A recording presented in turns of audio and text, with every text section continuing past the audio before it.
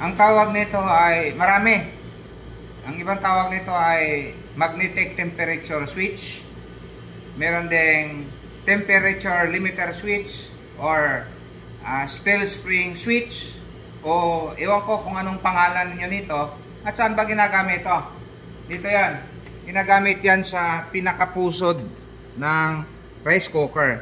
So ang trabaho nito, siya ngayon yung pagka diniinan siya ng kaldero, ayan, pag pinindot natin yung switch doon sa cook, tutulak naman to. Kaya nga hindi siya makakawala dahil namamagnet. Ayan o, namamagnet siya. So ngayon, ano ba ang problema nito?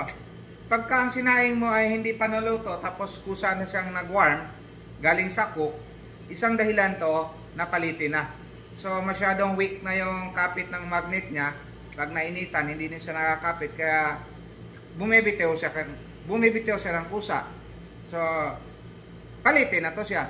So kung magtatanong ka kung saan to nabibili, picturean mo lang to. Marami sa online platform nabibili to sa murang halaga. Ngayon, ang may-ari nito, naka-order siya ng isa, tapos ang pumunta sa kanya ay marami. So nagpalit siya, bago na. Kaya lang, dapat pag tinapakan to, ayan, lapit natin dito.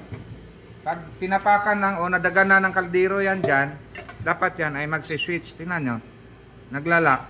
Siguro, misalign. Hindi maganda yung pagkalagay niya. Hindi mapipindot. Diba? So, yun yung gagawin natin.